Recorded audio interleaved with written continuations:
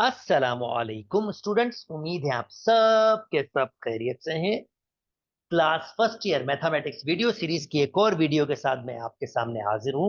Chapter हमने से start किया हुआ है सीक्वेंस इन सीरीज, जिसकी मैं 4 वीडियोस बना चुका हूं। ये मेरी 5वीं वीडियो है जिसमें मैं डिस्कस कर रहा हूं अर्थमेटिक मीन के बारे में। अब अर्थमेटिक मीन क्या होता है, चलिए आइए इसको डिस्कस कर लेते हैं।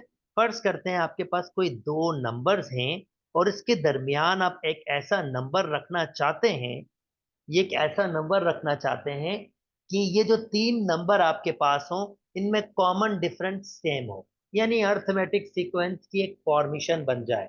अर्थमेटिक सीक्वेंस ही हो, तीन टर्म्स वाली अर्थमेटिक सीक्वेंस हो। तो अगर ये अर्थमेटिक सीक्वेंस होगी तो कॉमन डिफरेंस सेम होता है। तो भाई डी कैसे मिल रहा होगा, अगर इस नंबर में से ए माइनस करेंगे, या डी आपको कैसे मिल रहा होगा, डी मिल रहा होगा बी से एम माइनस कर दें, क्योंकि भाई कॉमन डिफरेंस तो सबका सेम होता है। तो इसका मतलब ये एम माइनस ए आपके पास बराबर होगा बी माइनस एम के।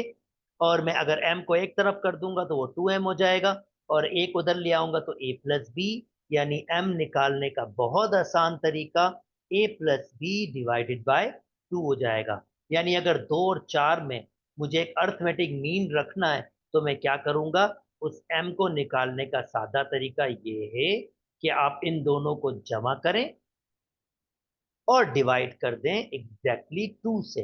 यानी अगर आप इन दोनों को जमा करेंगे और एग्जैक्टली डिवाइड कर देंगे 2 से, तो आपको वो नंबर मिल जाएगा जो वो नंबर मिल जाएगा जो इसके बिटवीन में रखेंगे और ये अर्थमेटिक आपके पास सीक्वेंस बनाएगा। ये हो जाएगा 6 डिवाइडेड बाय 2, यानी नंबर आ रहा है 3, यानी ये नंबर होगा 2 3 4। आप देख सकते हैं इसका कॉमन डिफरेंस बिल्कुल सेम ही है। तो this is really a fun way कि अगर आपको फाइंड करना हो एक मीन, तो भाई आपके पास तो फॉर्मूला मौजूद है कि दोनों नंबर्स को जमा कर दो और डिवाइड कर दो 2 से। अगर अगर आपके पास एक से ज्यादा मीन हो, निकालने हो दो नंबर्स के दरमियान, तो क्या करेंगे, चले आइए उनके बारे में भी हेल्प आउट करते हैं। जरा पहले वाले क्वेश्चन का जिसमें सिर्फ एक मीन निकालना है, उसका प्रोसीजर तो सिखा चुका। प्लीज वीडियो को रोक के इनको सॉल्व करें और इनके आंसर इस वीडियो के कमेंट्स में मुझसे शेयर कर ले, मैं देख लूंगा कि आपके आंसर ठीक हैं या नहीं है।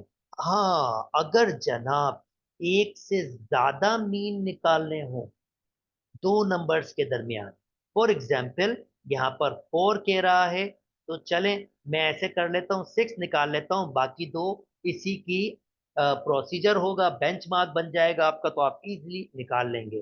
तो मैं 6 अर्थमेटिक मीन निकाल के दिखाता हूँ दो नंबर्स के दरमियान। और नंबर दिया हुआ है 11 -10, और मुझे कितने मीन निकालने हैं, मुझे m1 निकालना है। और चलो मैं इसका नाम a से रिप्रेजेंट कर देता हूं जो नॉर्मली बुक्स में रिप्रेजेंट होता है। चलो मैं a1 कह देता हूं, a2 कह देता हूं, नाम कोई भी दे सकते हैं, तो कोई फर्क नहीं पड़ता। a3 कह देता हूं, a4 कह देता हूं, a5 कह देता हूं और a6 कह देता हूं। अब मुझे ये 6 के 6 मीन निकालने हैं, और ये टोटल टर्म्स कितनी हो जाएंगी, 1 2 3 4 5 6 7 8, यानी 10वीं जगह पर आपके पास -10 मौजूद है। और 10वीं जगह मतलब a + 9d आपको, सॉरी 8वीं जगह होगी कि अगर ये 6 है, और तो 1 2 3 4 5 6 7 8, सॉरी 8वीं जगह पर आपके पास -10 है, और 8वीं जगह मतलब a + 7d। a + 7d आपके पास -10 के बराबर है, और पहली जगह का पता है आपको भाई, तो इसका मतलब यहां से मैं डी फाइंड कर सकता हूं। और ये माइनस हो जाएगा तो ये -का 21 हो जाएगा, और ये 7d हो जाएगा। और कैंसिल आउट करूंगा जनाब तो यहाँ d की वैल्यू -3 हो जाएगी। और ये सेकंड टर्म है, यानी a1 आपके पास सेकंड टर्म है, जिसको लिख सकते हैं a + d। ऑलरेडी बता चुका हूँ सेकंड टर्म को a + d, अगर आप मेरी वीडियोस को फॉलो करते हुए आ रहे हैं तो ये आपके लिए बिल्कुल सिंपल सी बात होगी कि सेकंड टर्म को a + d कहते हैं। तो a1 फाइंड करना है, तो a की वैल्यू हमारे पास 11 दी और d की वैल्यू -3। तो जनाब ये मेरे पास हो जाएगा, 3 कम कर दो 8 हो जाएगा। और अगर मुझे A2 फाइंड करना है तो वो होगा a प्लस 2d, a2 हो जाएगा a आपके पास दिया हुआ है 11, 2 टाइम्स d आपके पास दिया हुआ है -3, तो -6, तो a2 हो जाएगा 11 माइनस 6 यानी कि 5, 11 माइनस 6 5। सिमिलरली अब बच्चों इतनी ज्यादा निकालने की जरूरत भी नहीं है, कॉमन डिफरेंस आपको ऑलरेडी पता है, तो भाई ये जगह 8वीं है और ये जगह आपके पास 5वीं है, तो देखें डिफरेंस कितना है, -3 का है, तो -3 कम करेंगे, 5 में -3 करेंगे तो 2 हो जाएगा, -3 करेंगे तो ये -1 हो जाएगा, -3 करेंगे तो -4 हो जाएगा, और -3 करेंगे तो ये -7 होगा। अब यहाँ से भी इजिली जज कर सकते हैं।